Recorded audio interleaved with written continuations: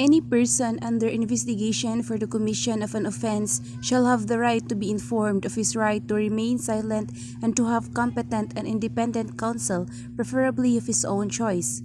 If the person cannot afford the services of counsel, he must be provided with one. These rights cannot be waived except in writing and in the presence of counsel. So a pleasant day to everyone. I am Era Jane Almamat, and today I will be giving you some information about the Article 3 of 1987 Constitution, or also known as the Bill of Rights, under Section 12. So it is stated here in the Miranda Doctrine, or the right to remain silent, which means that prior to questioning during custodial investigation, the person must be warned that he has the right to remain silent, that any statement he gives may be used as evidence against him, and that he has the right to the presence of an attorney, either retained or appointed. So, according to this statement, it is very clear that everyone has right to remain silent prior to the investigation. The right to silence is a legal principle which guarantees any individual the right to refuse to answer questions from law enforcement officers or court officials.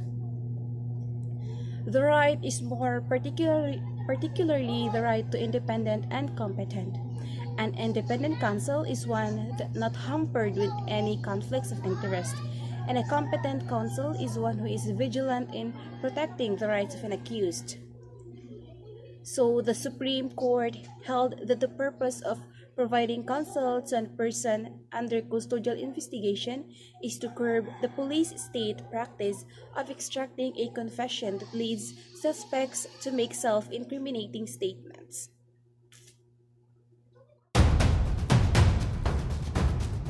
Article 3, Bill of Rights, Section 12. No torture, force, violence, threat, intimidation, or any other means which vitiate the free will shall be against him. Secret detention, places, solitary, incommunicado, or other similar forms of detention are prohibited.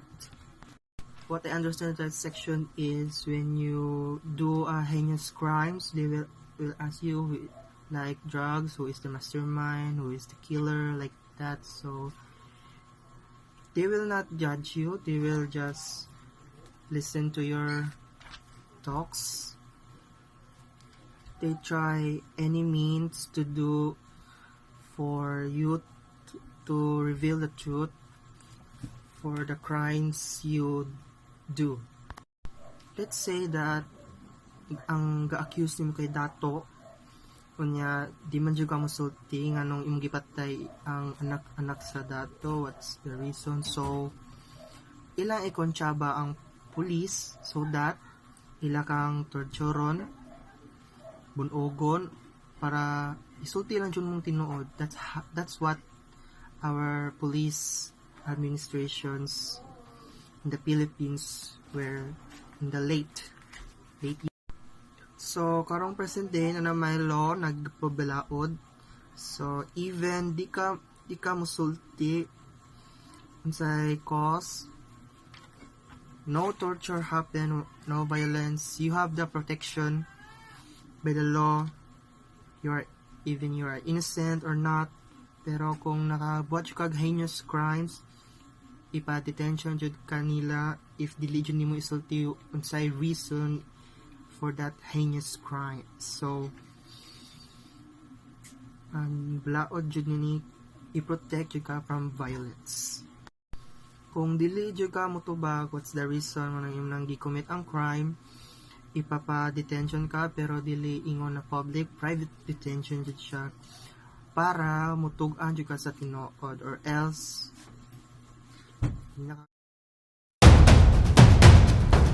Article 3, Section 12. It was stated here that any confession or admission obtained in violation of this or Section 17 hereof shall be inadmissible in evidence against him.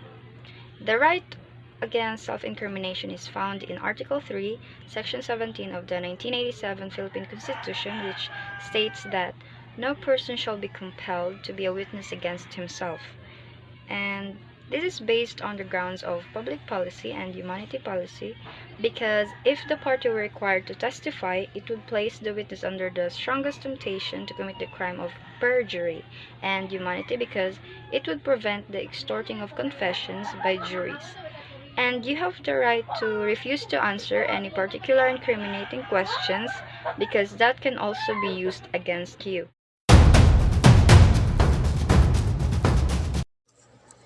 Good day, everyone. My name is Elsa Jane Mahusay. So today I will discuss the Article 3, Section 12 of 1987 Constitution, also known as the Bill of Rights, states that any person under investigation for the commission of a crime or offense shall have the right to remain silent and to have competent and independent counsel, preferably of his own choice. And if the accused cannot afford a lawyer, the state or the government will provide you with one. The right to remain silent is emphasized because any statement you give can be used against you in the court. Likewise, it's our right to call or have access to a lawyer at all times throughout the ordeal or arrest or detention. And if you are being arrested, you should know these rights. Know the reason for your arrest at the time of your arrest via an arrest warrant, which you should ask for. As for the identity and authority of the arresting officer, be promptly brought before a judge and be entitled to a trial within a reasonable time, or to be entitled to release subject to guarantees to appear for trial, demand physical examination by an independent and competent doctor of your choice, before and after interrogation, as the stated in Republic Act 9745 or the Anti-Torture Act. And if the authorities invite you for questioning, say you will first consult your lawyer, who will arrange you a date, time, a place for questioning, and if they insist on taking you with them, their acts become tantamount to an arrest. And if you are arrested without a warrant, you can only be detained for 12 hours for light offenses which are punishable by light penalties, and 18 hours for less grave offenses punishable by correctional penalties, and 36 hours for grave offenses punishable by capital penalties. Thank you for watching.